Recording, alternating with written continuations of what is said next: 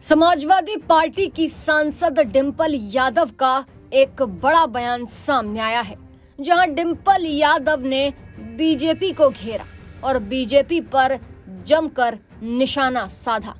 बता दें कि समाजवादी पार्टी की सांसद डिंपल यादव ने कहा कि बीजेपी लोगों के हितों के लिए सरकार में आई है। उनको विचार करना चाहिए कि महिलाएं प्रदेश में सुरक्षित रहें। जब गांव-गांव जाए और वहां युवाओं की भारी संख्या देखें तो उनको रोजगार कैसे मिले, इस बात पर बीजेपी को सोचना चाहिए। जब वो किसानों की बदहाली देखें तब उन्हें इस पर विचार करना चाहिए कि आवारा पशुओं के सवाल पर कोई हल निकला भी है या नहीं। दरअसल सपा सांसद डिंपल यादव ने कहा कि आने वाली लड़ाई संविधान को बचाने की लड़ाई है।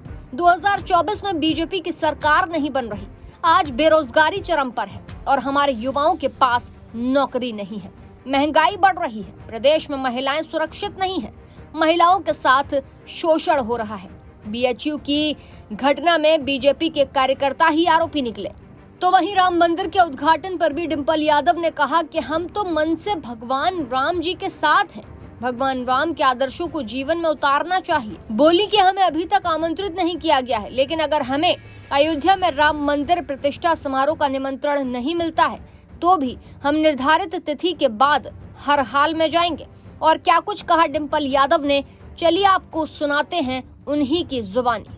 मैं समझती हूँ भाजपा जो सरकार में आई है वो लोगों के हितों के लिए आई है और उनको इस बात पर विचार करना चाहिए कि महिलाएं सुरक्षित प्रदेश में कैसे रहें। उनको इस बात में विचार करना चाहिए जब वो गांव-गांव जाएं और गांव-गांव में जहाँ भारी संख्या वो युवाओं की देखें तो उनको रोजगार और नौकरी कैसे मिले।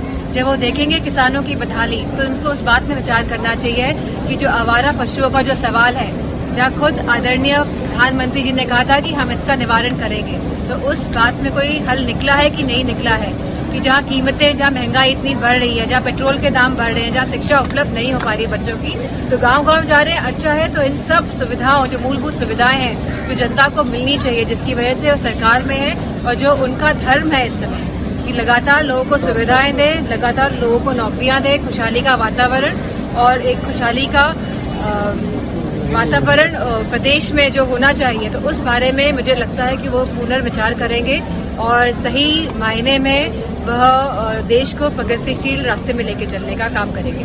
तो देखा आपने कि सपा सांसद ने ईवीएम पर भी इस दौरान सवाल उठाए। यूपी के पूर्व सीएम अखिलेश यादव की पत्नी डिंपल यादव ने आगे कहा कि पूजा और आस्था को राजनीति से नहीं बांधना चाहिए।